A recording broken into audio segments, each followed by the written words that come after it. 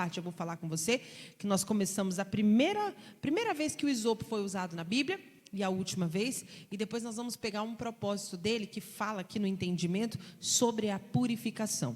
Amém? Então, é Êxodo, capítulo 12, versículo 20, e a gente vai ler a partir do versículo 21.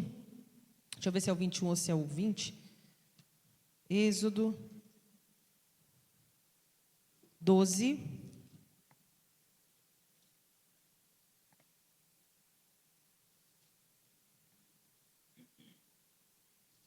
Aqui foi a primeira Páscoa. Hoje a gente celebra a Páscoa. Quem é a nossa Páscoa, igreja? Quem é a nossa Páscoa? Quem? Por isso que eu queria que você chegasse perto, tá vendo? Vocês ficam aí de longe, ficam murmurando, eu não escuto. Quem é a nossa Páscoa? Misericórdia, tem crente aqui. Sangue de Jesus tem poder. Quem é a nossa Páscoa, irmãos? Jesus é a nossa Páscoa. Vamos lá, pode falar com confiança. Diga, Jesus. Quem é a nossa Páscoa? Jesus é a nossa Páscoa. Amém? A Páscoa é o sacrifício, né? Ele morreu ao primeiro dia, sexta-feira santa, que a gente vai comemorar. Venceu a morte e o inferno, e ao terceiro dia, pela manhã, ele já ressuscitou. Ele não esperou da meia-noite de domingo para ele ressuscitar, não. Ele já ressuscitou ao terceiro dia, logo cedo. E o que eu acho interessante nessa palavra de hoje? A gente, muitas vezes, não sabe que a Páscoa não foi sempre Jesus. Jesus, ele é a nossa Páscoa, a verdadeira Páscoa, mas a Páscoa começou lá no Egito. A primeira Páscoa que foi celebrada, uma festa, uma comemoração, foi quando o Senhor Deus tirou o povo do Egito com mão forte. Então, Moisés estava lá no canto dele, sossegado, tranquilo, já tinha casado, já tinha seus filhos, já era um senhor, já o Moisés. E a palavra de Deus diz que Deus levantou Moisés para libertar o povo. Moisés, volta para o Egito, que lá você vai libertar o meu povo, eu vou mostrar o meu poder através de você. E aí vieram as 10 pragas, né? E a última praga foi a praga da mortandade. Então, o espírito da morte passou pela madrugada lá no Egito para levar todos os primogênitos do Egito para com ele. Foi uma praga que Deus levou. Ele levou para si todos os primogênitos da realeza, dos guardas, dos egípcios, dos trabalhadores, das vacas, das ovelhas, dos bichinhos. Não ficou nenhum primogênito. Então, através daquele sacrifício, daquela dor que eles sentiram, o Moisés conseguiu tirar o povo lá do Egito. Então, no momento daquela dor, o faraó falou, não, pode sair, vai embora todo mundo, porque eu não quero nem mais vocês aqui, vocês vão embora. Mas logo que eles saíram, o faraó se arrependeu e foi perseguir eles. Mas isso é história para outro dia. O que eu quero que vocês entendam? Quando Deus foi preparar a última praga, que ele chamou Moisés, e ele deu instruções muito específicas para o Moisés. Amém? Deus falou muito especificamente como que o Moisés iria fazer, como que o povo iria fazer, e o mesmo Deus trabalha assim até o dia de hoje. Deus é muito específico na sua obra, na maneira como Ele faz as coisas, como Ele trabalha, no propósito dEle para a nossa vida. Nada é em vão, amém? Eu falei aqui, depois da leitura, já vou falar antes, porque eu já estou nessa linha de raciocínio. Você não está nessa igreja porque essa igreja está com a porta aberta e é mais perto da sua casa. Você não está nessa igreja porque você gosta da igreja, porque você é antigo na igreja. Não. Você não está aqui, você que é obreiro, que tem um chamado, você não está aqui porque simplesmente você foi gostando do ambiente. Deus, Ele tem um propósito muito maior para cada uma das nossas vidas. Ele trabalha nos detalhes. Ele te chamou com um propósito. Ele te colocou aqui com um propósito. Ele te escolheu com um propósito. E as coisas que você faz, tanto que Deus faz através de você, como na sua vida, tem um propósito da parte de Deus. Amém? Diga graças a Deus. Nada é em vão. Deus é tremendo, Ele é poderoso e perfeito em seu trabalhar. E a gente vê isso nos detalhes dessa passagem aqui.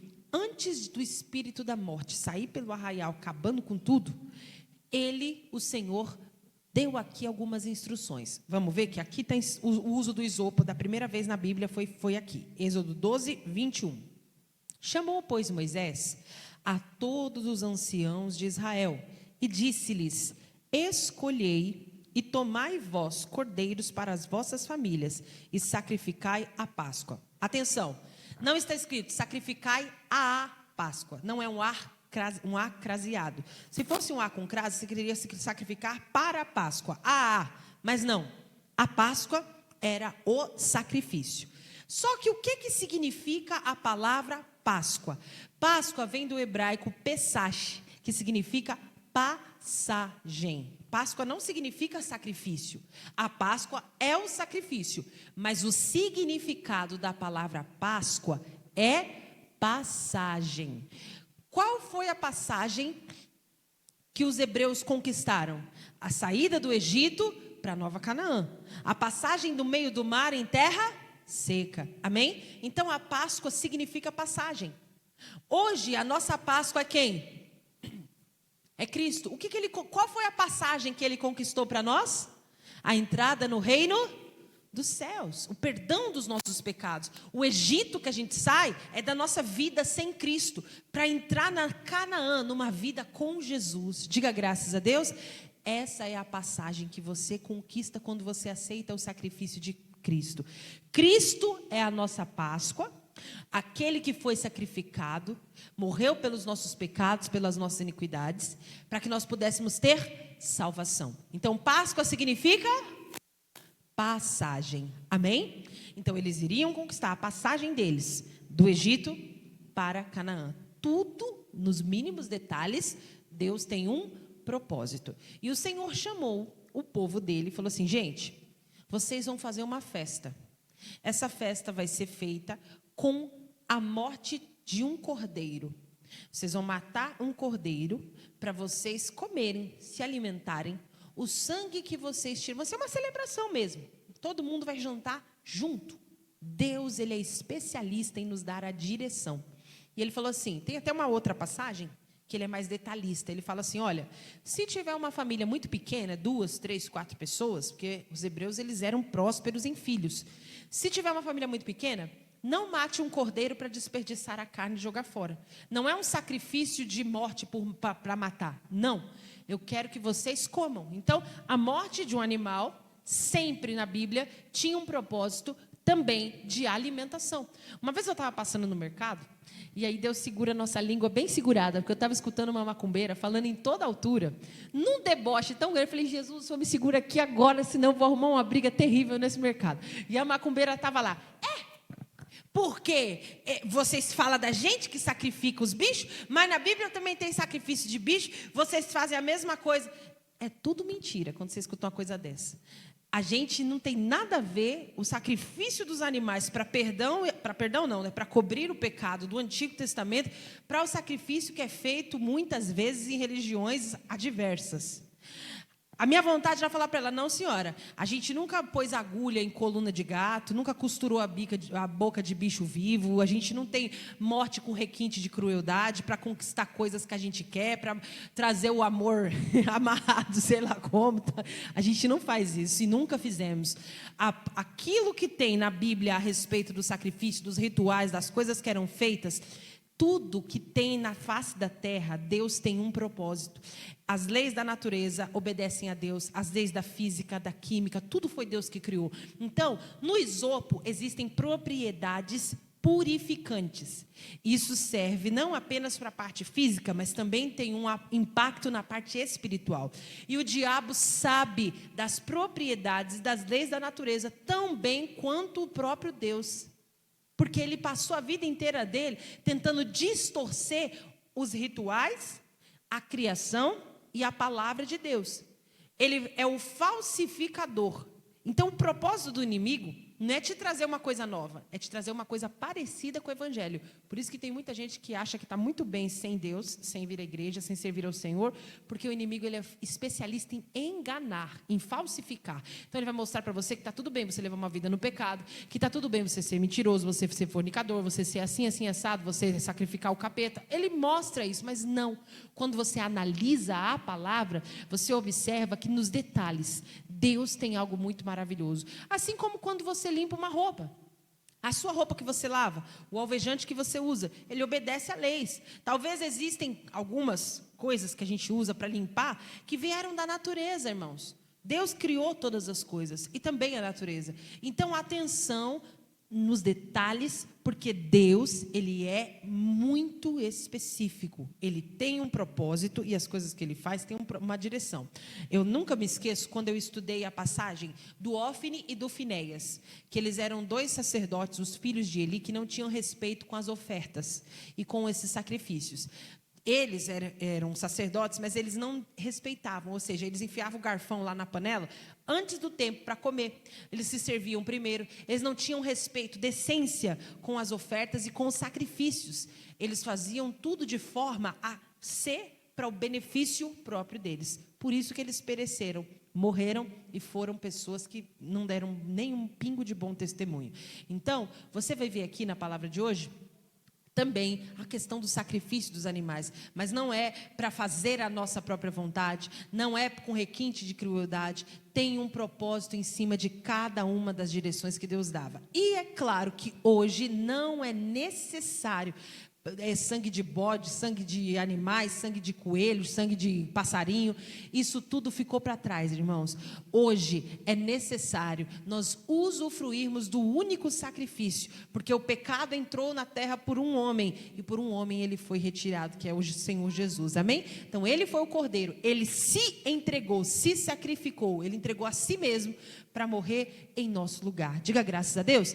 Então Moisés chamou e falou: vocês vão comer à noite o sangue que vocês tirarem dos bichinhos. Vocês vão fazer o seguinte, versículo 22. Tomai um molho de isopo, ou seja, os galhos do isopo, que tem propriedades para purificação. Guarda isso. E molhai-o no sangue que estiver na bacia, e lançai na verga da porta, em ambas as ombreiras do sangue que estiver na bacia. Porém, nenhum de vós saia da porta da sua casa até amanhã. Então, atenção, essa é a celebração da Páscoa. E é um costume que nós temos até hoje, por ordem de Deus, de celebrar a Páscoa. O que eu quero que você preste atenção?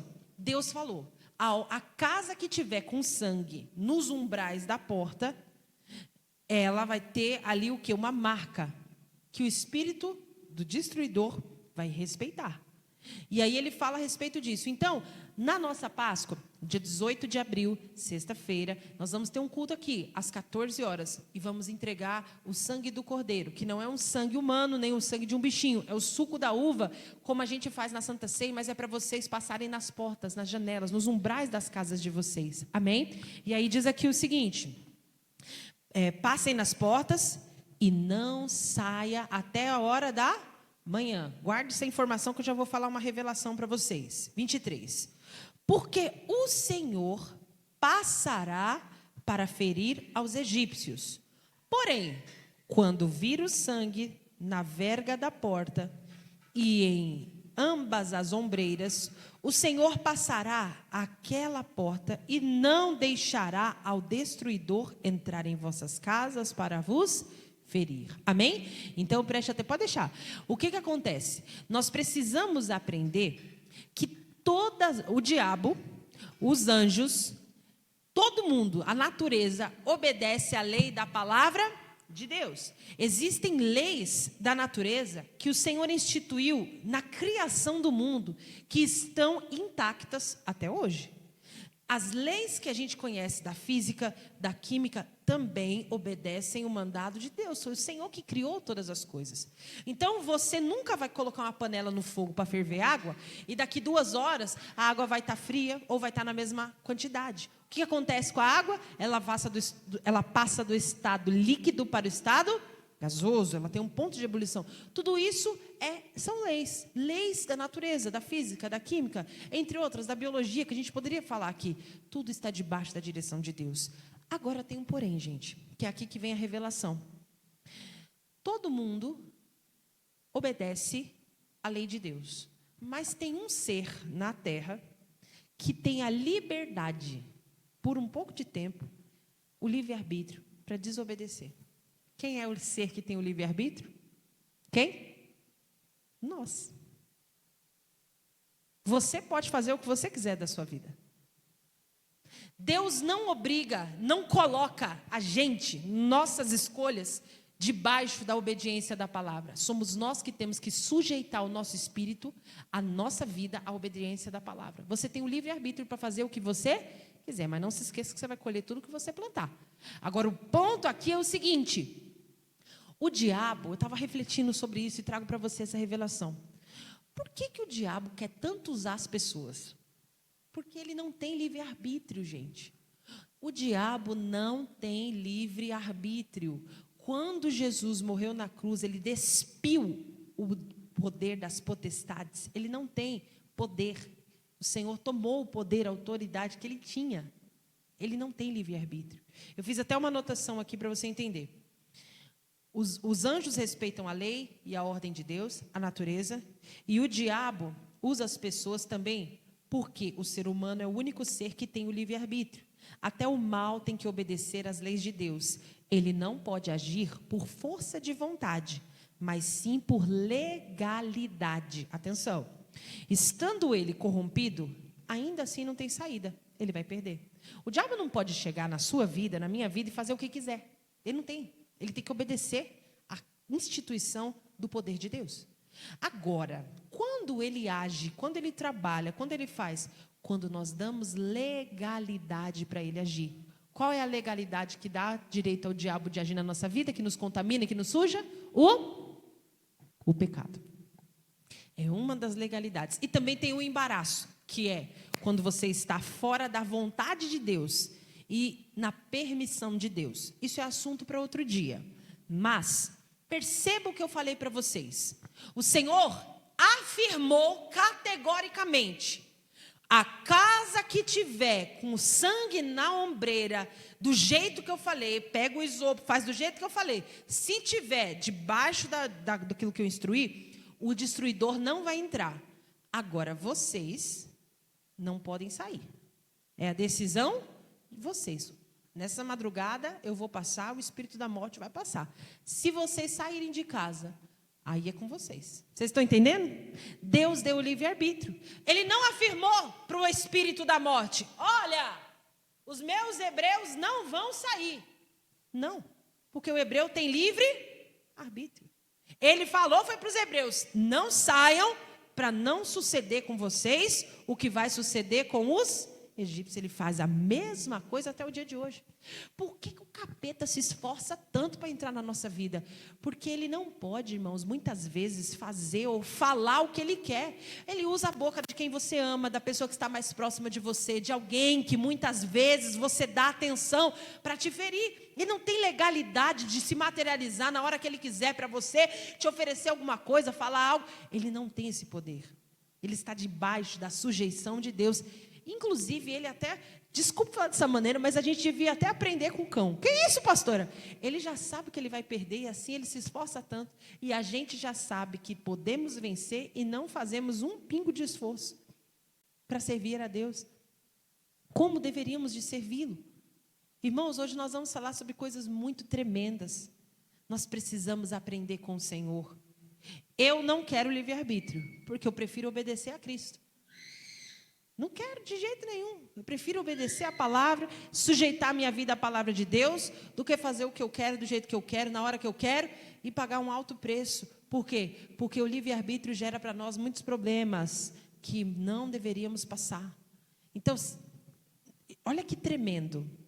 Se alguém fosse morrer naquela madrugada, não ia morrer mais. Se o espírito da morte, destruidor, estivesse babando para carregar olha, o fulano tá, daqui a pouco ele dá um infarto. Não vai dar. Essa madrugada ninguém dos hebreus vai morrer, porque quem tiver da obediência está guardado, está protegido, está purificado. Gente, isso é muito sério. Se alguém engasgasse, não ia morrer. Vocês estão entendendo que coisa é? Deus proibiu o destruidor de entrar na casa do povo dele. Quando nós usamos a autoridade do nome do Senhor Jesus, nós temos que proibir esse mal de agir na nossa família também. Amém? E aí vai prestando atenção que Deus deu mais uma ordem para nós aqui nesse meio. Versículo 24. Versículo 20, a gente leu o 23 todo? O Senhor passará aquela porta e não deixará o destruidor entrar em vossas casas para vos ferir. Portanto, guardai isto por estatuto para vós e para vossos filhos. Amém? E acontecerá que quando entrardes na terra que o Senhor vos dará, como tem dito, guardareis este culto. Presta atenção. E acontecerá que quando vossos filhos vos disserem: que culto é esse vosso? Então direis: este é o sacrifício da Páscoa ao Senhor, que passou na casa dos filhos de Israel no Egito, quando feriu aos egípcios e livrou as nossas casas. Então o povo inclinou-se e adorou. Olhe para mim. A Páscoa é uma das nossas festas mais antigas. Eu tenho observado o movimento na igreja no decorrer dos anos. E alguns dos momentos que a igreja está mais lotada, mais cheia, é na Santa Ceia, né? Porque você tem um compromisso com Deus, você sabe que você não pode faltar. E na Páscoa. Na Páscoa, a igreja, geralmente, quando as pessoas têm um entendimento sobre a importância da Páscoa, a igreja está sempre cheia na Páscoa. Irmãos, olhe para mim que eu vou falar uma pancada agora para você, muito séria. É obrigação sua estar na igreja na Páscoa. Não, mas eu vou fazer não sei o quê, eu tenho que trabalhar, eu tenho que passear, eu tenho que fazer um serviço, eu tenho que fazer não sei o quê. Você que está fazendo qualquer coisa que não está na igreja prestando um culto no dia de Páscoa, você está no pecado da desobediência. Porque o Senhor, Ele falou: vocês vão guardar este culto da Páscoa toda a sua vida. E quando vocês forem perguntados, a gente não vai responder: a Páscoa é ovo de chocolate, a Páscoa é o coelhinho. Isso é tudo mentira, é instituição do mundo lá fora para tentar distorcer o verdadeiro sentido da Páscoa. Deus não permitiu que nós tivéssemos um feriado para ficar por aí afora fazendo o que a gente quer, cuidando das nossas coisas. Ou a gente começa a servir a Deus de verdade e leva a sério o que Ele tem falado, ou nós vamos ser pessoas apenas religiosas, que vão lá quando estão precisando, mas quando não estão precisando, continuam levando a vida de acordo com aquilo que pensa que quer. Então, irmãos, dia 18 de abril, às 14 horas, você tem que estar na igreja. Não, mas eu vou fazer não sei o quê. Páscoa é dia do cristão estar na igreja. Veio até algumas obreiras hoje durante o dia pedindo: pastora, pelo amor de Deus, eu tinha marcado não sei o quê, mas eu já tinha falado que lá na cidade onde eu estiver, eu vou na tal igreja. Eu falei assim: então, você já tem essa consciência, que a Páscoa, mesmo que você estiver em algum outro lugar, porque eu tenho uma irmã que é aniversário, a outra que vai levar a mãe não sei na onde, não, eu vou cultuar, eu não posso abrir mão de passar alguns momentos na igreja com os meus irmãos. Foi Deus que mandou. Irmãos, vocês têm que sair daqui sexta-feira da paixão com esse sangue do cordeiro para passar nas portas de vocês. Amém? Então, ou a gente começa a levar a sério as coisas de Deus, ou nós estamos vivendo um evangelho distorcido de acordo com o que a gente pensa, com o que a gente quer. Não podemos fazer isso. Então, guarde esse culto. É claro, tem salvas exceções, que a pessoa fica doente, acontece alguma coisa, ou tem um horário, enfim. Nós não estamos aqui para discutir isso. Eu estou aqui para falar o básico para você, o ideal, e você tem a sua realidade. Mas eu quero que você entenda, se você se programa para fazer outras coisas, que não inclui o culto ao Senhor na Páscoa, que é um feriado cristão, para nós celebrarmos a Cristo, você está em pecado. Você não pode abrir a boca e falar que você é cristão, que você agrada a Deus, porque você está sendo um cristão que agrada a si mesmo. Cada um de nós podia. E a praia enche, os restaurantes podem encher, os parques ficam lotados, mas a nossa direção é celebrar na igreja, na casa do Senhor, cultuar ao Senhor. Você tem que fazer essa autoanálise. Deus falou aqui: vocês vão guardar esse culto. A gente não tem dimensão da profundidade do propósito das coisas que Deus tem falado conosco. Tudo para a gente hoje em dia não tem nada a ver, não tem problema. Às vezes está tendo tudo a ver, às vezes está tendo problema, mas nós não estamos percebendo que estamos abrindo a legalidade da nossa vida para o inimigo agir.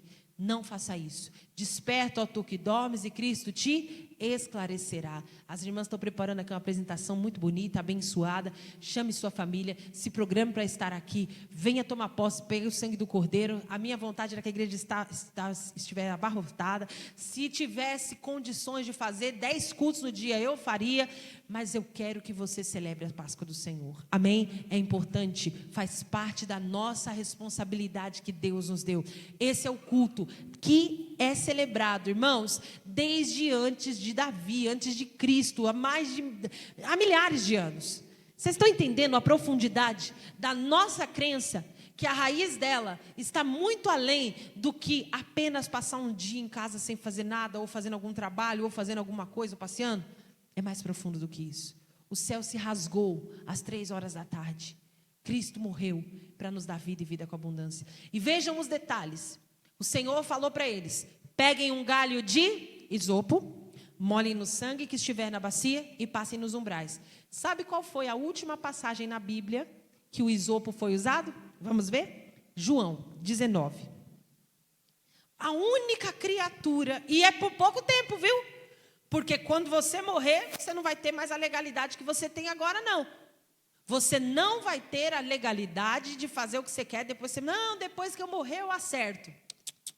A nossa legalidade está garantida até o dia que a gente respirar aqui. Depois a gente vai ver o que vai ser, porque tem muita coisa aí que a gente vai descobrir que não é bem do jeito que o povo está ensinando por aí afora, não. João 19... Aqui é a morte de Cristo, versículo 28. Depois, sabendo Jesus que já todas as coisas estavam terminadas, para que a Escritura se cumprisse, disse: tenho sede. Então repita comigo: a palavra de Deus é soberana. Ele já tinha feito tudo que ele tinha que fazer. Ele já tinha já tinha sofrido, sido surrado, cuspido, humilhado, já tinha vestido um pano de púrpura, já tinha feito tudo que você imagina que estava escrito, só que faltava uma coisa. E aí ele falou: tenho sede. Estava, pois, ali um vaso cheio de vinagre, e encheram de vinagre uma esponja, leia agora, e pondo-a num isopo, lhe chegaram à boca. O isopo foi usado também na Páscoa que a gente celebra, no sacrifício de Jesus para a nossa salvação, para o nosso perdão dos pecados. Amém? Então essa é a primeira parte da mensagem. O isopo é usado em rituais de purificação.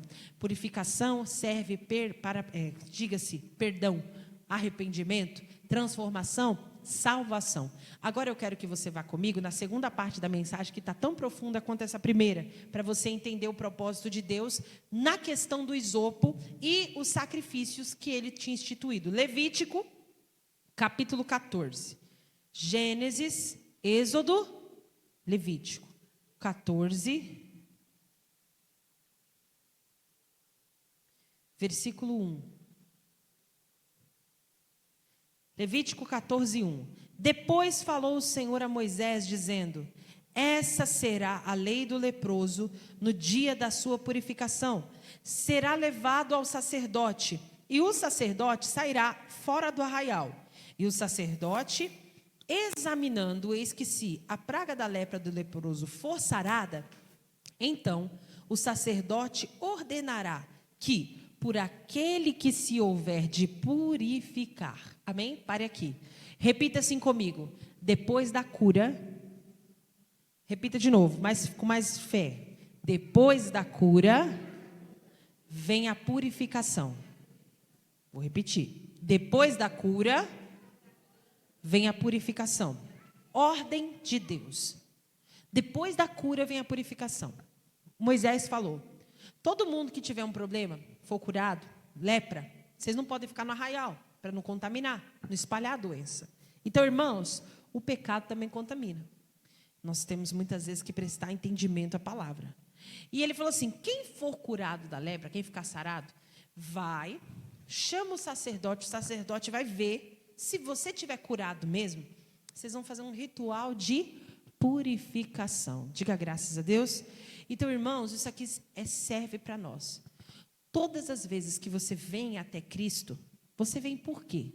Para ser curado. Não tem problema você vir à igreja para ser curado.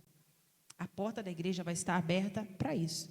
Eu até contei para os irmãos, uma vez que eu até me senti usada na igreja, no sentido não muito positivo, mas eu vou explicar por quê. Depois da cura vem a purificação. As nossas pessoas, elas vêm à igreja para ser curada. Não tem problema. O problema é você não entender, depois que você é curado, que Jesus tem muito mais para você. Às vezes você está precisando de uma cura na sua vida física, mental, emocional, familiar, espiritual. Às vezes é uma cura na sua vida profissional, financeira. Pode vir buscar. Jesus tem para você. Mas quando você chega na igreja, você vê que não tem só uma cura. Que a cura é apenas uma migalha que cai da mesa. Que Ele quer que você sente na mesa e participe de muito mais. Deus tem salvação, libertação, transformação e a purificação. Então, depois da cura vem a purificação. Aí, deixa eu contar o que eu falei para vocês que aconteceu na igreja. Eu estava pastoreando o Jardim Carumbé nessa época. E aí, estava fazendo culto de domingo à noite. Eu não sei que demônio que entrou na vida das pessoas, que elas não querem mais vir à igreja nos cultos à noite. Vocês perceberam isso? Que são poucas pessoas? Dos 3 cultos que eu ministro, esse é o menor culto em quantidade de pessoas. Mas se você visitava a igreja, era membro da igreja há uns 5 ou 10 anos atrás, os maiores cultos eram quais cultos? À noite. Mas com o capeta entrou, contou uma mentira, pôs um medo, não sei que cão. Mas você sai daqui agora, vai num restaurante para você ver se não está assim, ó. Você tem que esperar a fila na porta. Até o dia que essas pessoas precisarem de Deus de novo, elas vão despertar. Mas deixa eu contar para vocês. Domingo à noite, inclusive era até meu aniversário. Eu morava na casa pastoral, na parte de cima da igreja, e eu ia fazer o culto das 18, ia passar a parte da oferta e da oração, para uma irmã terminar, para eu poder receber meus convidados. Eu estava lá com o pessoal que ia comemorar meu aniversário. Então, eu fiz o culto, preguei, dei a palavra. E nesse dia, veio um casal diferente. E eles deviam ter lá os seus 50, 40 anos por aí, porque as filhas já eram moças. Devia ter uns 15 anos as filhas desse casal. Nunca tinham vindo à igreja. Pelo menos eu não os conhecia em todos os anos que eu já pastoreava aquela igreja. Quando terminou a minha parte, que eu deixei com a irmã, eu fui saindo. Quando eles perceberam que ia saindo, eles ficaram lá na porta me esperando. E ficaram lá parados. Quando eu passei, pastora, tudo bem? Eu falei, tudo bem, meus irmãos. Como é o nome de vocês, tal, tal? Eles, eu sou assim, assim e tal. Eu queria que a senhora fizesse uma oração pelo meu esposo. O meu esposo tem um problema muito sério no joelho.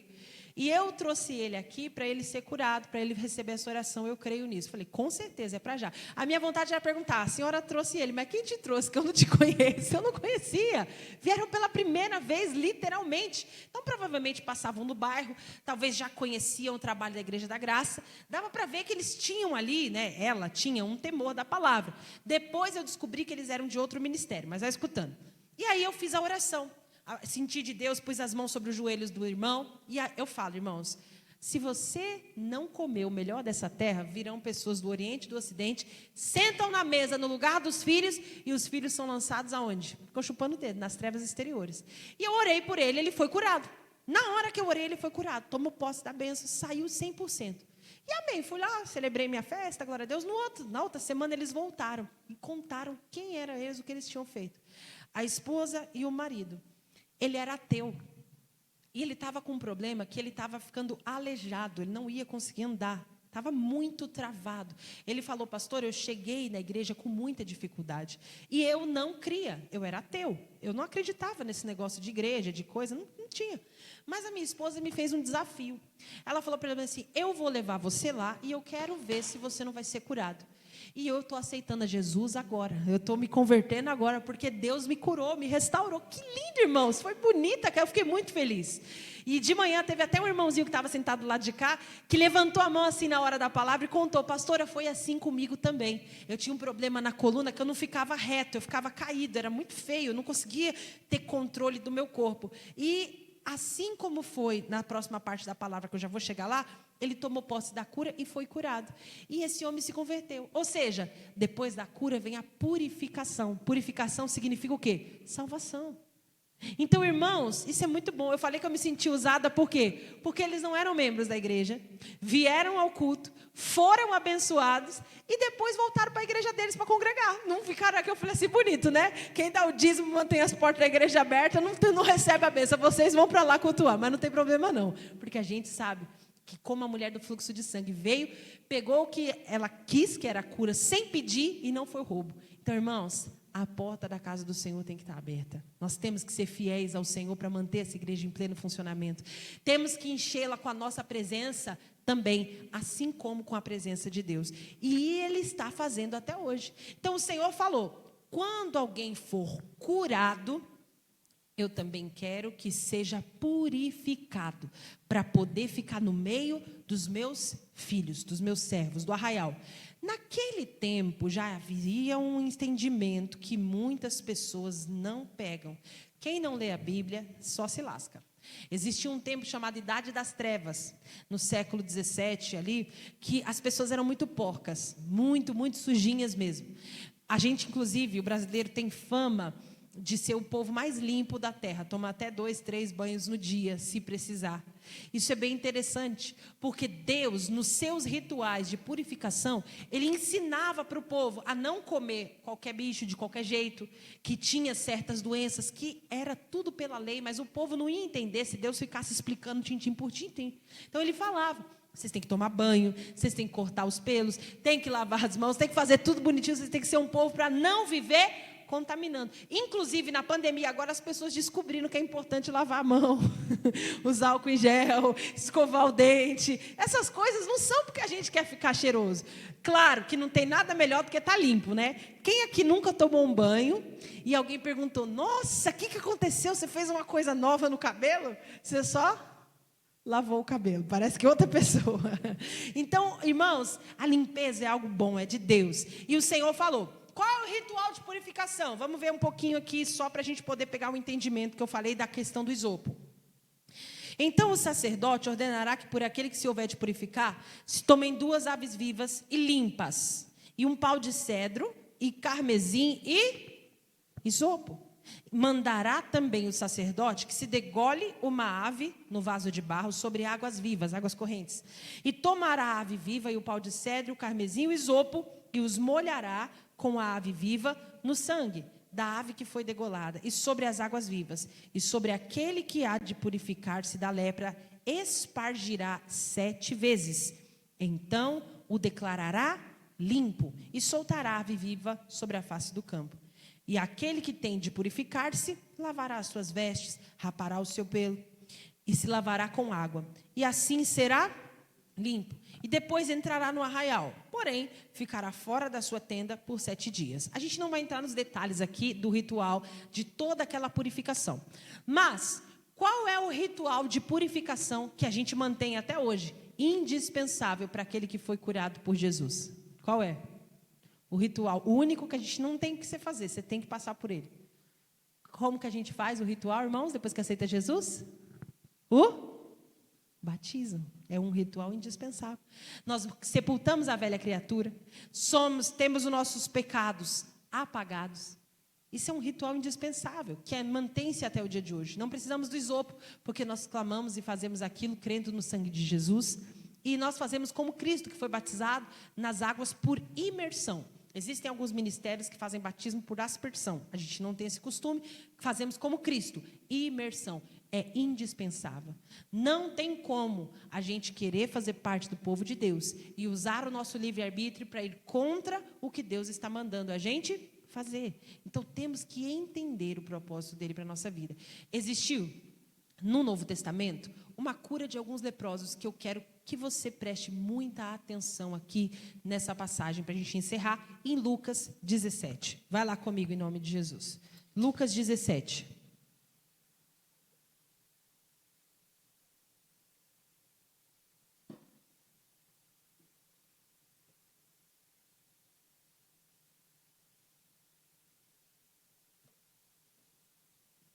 Lucas 17, versículo 11. Aqui foi a cura de 10 leprosos. E Jesus, como naquela época ainda estava sob a mesma forma, o regime e tal, a lei, ele estava cumprindo essa palavra do Moisés. Vamos lá. E aconteceu que, indo ele a Jerusalém, passou pelo meio da Samaria e da Galileia. E entrando numa certa aldeia, saíram-lhe ao encontro 10 homens leprosos, os quais fizeram o quê? Pararam de longe. e levantaram a voz, dizendo: Jesus, mestre, tem misericórdia de nós. Conheciam a lei, conheciam Jesus e fizeram o que eles podiam dentro das suas limitações para conquistar o que eles precisavam. Eles precisavam da cura. Alguém aumenta o ar-condicionado, por favor, para mim? Então, nós precisamos entender que o Senhor, Ele quer nos ensinar a lei, a palavra, a instrução. E aí, meus amados, atenção, você precisa na sua cabeça começar a praticar, a fazer aquilo que Deus está falando dentro do que você conhece na lei. Então, se você quiser fazer um voto, você pode fazer, você não é obrigado, mas se fizer, cumpra-o. Se você tem um chamado para fazer a obra de Deus, faça, mas faça de todo o seu coração, não faça de qualquer maneira. A gente não é um clube social que passa tempo, quando sobra um tempinho, você vem aqui e faz. Não, tudo que Deus fala tem um propósito, uma direção muito específica. Agora, aqui a questão é a seguinte: eles sabiam o que eles tinham que fazer e não entraram na cidade. Irmãos, tem coisas que a gente não valoriza porque temos. Depois que a gente perde, a gente vai dar valor. Eu estava lembrando hoje, durante o culto da manhã, ministrando essa palavra aqui, sobre a gratidão e tudo mais. Eu estava lembrando de quando eu me converti. Eu me converti com 13 anos de idade. Como que eu me converti? Nas minhas férias, eu tinha uma amiguinha, Madalena, não esqueço o nome dela, e ela e a família eram crentes, pelo menos deveriam ser. Mas é por causa do mau testemunho que a dona Madalena dava nos futuros anos aí que eu a conheci. Mas a questão é a seguinte: Madalena me chamou para ir passar as férias lá na casa do irmão dela, que era caseiro de uma chácara. Alguém aqui já morou ou já visitou chácara? Aonde fica geralmente a chácara? Lugar bem afastado, chão, tem asfalto? Não tem asfalto, chão batido, nem iluminação tem na rua. E eu fui, minha avó deixou, conheci a família dela, não era nada maligno. Quando eu cheguei na casa deles, era o irmão mais velho, então eu acho que a mãe devia ter tido o filho muito jovem, e depois a Madalena muito já idosa, porque a mãe dele já era bem mais velha, avançada em idade. E, irmãos, eu me converti naquele lugar. Que testemunho bonito de uma família que servia a Deus. Eu nunca vi aquilo. O marido tratar a esposa com respeito tão grande. A esposa cuidar do marido, dos filhos, da casa com amor, sabe? Na minha casa eu não via nem meu pai pegar na mão da minha mãe. Era um desaforo tão grande. Deus me livre. Quando eu falo para vocês que eu cresci, o pessoal acha que porque eu faço a obra desde muito nova, eu nasci em berço cristão. Não, irmão, eu nasci em berço do cão mesmo. Era terrível dentro da minha casa. Só Jesus sabe o que acontecia ali. Era desrespeito de todo mundo. Ninguém respeitava ninguém. Briga, pai com a mãe, filho com a filha, marido com a esposa, mãe com os filhos. A gente não tinha respeito, não aprendia respeito, era ensinado a brigar, a falar palavrão, briga terrível. E eu cheguei naquele ambiente de uma casa cristã, eu falei, não, é isso aí, eu preciso disso aqui. Eu não quero uma família doida igual a minha, não. Eu quero uma família que serve a Deus. Daquele dia em diante, eu vi o testemunho, e eu falei, é assim que vai ser comigo. Eu vou casar com um homem decente, glória a Deus que eu alcancei um, amém? Vou ter uma família decente que vai se respeitar. Por quê? Eu era uma pessoa que, na época, na minha família, criança não tinha vez, né? Era de qualquer jeito, de qualquer forma. Aquela mulher tem um respeito tão grande comigo. Olha, você quer fazer isso? A gente vai fazer aqui agora, vamos comer. Os filhos, eles faziam parte da igreja, então alguns faziam parte do ministério de dança, outros cantavam, aquelas igrejas que têm oportunidade, sabe? E aí eu nunca esqueço que eu vou chegar aqui onde eu vou falar para vocês sobre o valor que a gente tem que dar no reino de Deus. Eu fui lá, passei com eles, acho que um dia, no segundo dia era dia de ir para a igreja. Porque o crente tem o dia e a hora de ir para a igreja. Não é a igreja que se adequa às necessidades deles, é eles que se adequam à necessidade da igreja. Aí, chegou um certo horário que a mãe da família veio falar assim, ô Stephanie, tudo bem? Hoje é dia de todo mundo ir para a igreja. A gente vai tomar banho, vai se arrumar. Se você não quiser ir, não tem problema. A gente não vai obrigar você. Você pode ficar aqui na casa. Eu olhei para um lado, tudo escuro. Olhei para o outro, nem um vagalume ouviu. Eu falei, Deus me livre, culto, vamos para a igreja. Eu era terrível, não era convertida. Mas eu falei, vamos para a igreja. Glória a Deus, vou ficar aqui sozinha nada nesse meio do mundo, no meio do mato. Deus é mais. E fui. Fomos a pé. E eu nunca me esqueço da cena. A gente foi andando, né? Estrada de terra. Não foi muito longe, não. Lamparina na mão. Alguns tinham lanterna, que eram os mais chiques. E eu lembro na minha cabeça, enquanto a gente estava chegando perto da igreja, você olhava de longe e via outro grupo de pessoas descendo de outra estrada de terra com uma lamparina. Olhava de longe e via outro grupo de pessoas. O povo estava se reunindo. Irmão, só sei que a igreja lotou, no meio do nada. Falei, oxi, de onde saiu esse monte de gente que aqui não tem nada, não tem ninguém, só uma igreja aqui, e a igreja ficou cheia, e na igreja tinha luz, né? Aí, participei do culto, eu falei que é perigoso sentar no lugar que a Nilda está sentada, eu sentei assim, igual ela, no último banco, no banco mais perto da porta, e o irmão que estava cantando olhou para mim e falou, a irmã quer uma oportunidade, eu acho que a irmã tem chamado, eu falei, não, que oportunidade, eu não sei, sabia nem o que fazia dentro de uma igreja, gente, estava completamente fora do evangelho. Mas eu me converti. Quando eu voltei daquele lugar, o que eu fiz? Eu procurei a Igreja da Graça. Falei que a gente precisa vencer um cão. Tem um demônio que ele tem um trabalho, até hoje ele tem esse trabalho, de cegar as pessoas para elas passarem na frente da igreja e não verem a igreja. Eu passava durante 8 anos para ir para a escola e voltar na frente da igreja e eu nunca tinha visto aquela igreja. E não vi naquela semana. Fui lá, peguei o horário, o endereço, e no domingo, toda a minha família foi, eu, meu pai, meus irmãos, todo mundo. Deus começou uma obra bonita. Mas o que eu quero falar para você? Gente, não tinha nem asfalto para eles andarem, nem luz na rua. Hoje, no domingo, a gente tem até ônibus de graça. E o povo não busca a Deus. Não querem saber. Cada um está cuidando da sua própria vida. Como diz lá no livro, se eu não me engano, é Amós. Não, é...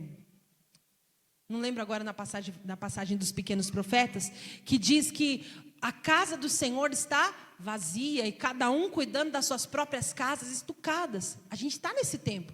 Então, ninguém quer saber, mas se precisa, busca. Então, nós precisamos voltar a esse primeiro amor. As pessoas valorizavam muito a ida à igreja. Então, nós precisamos entender o que Deus tem feito. Conhecemos a lei, mas não cumprimos porque a gente não quer. Aí vai escutando o que aconteceu aqui.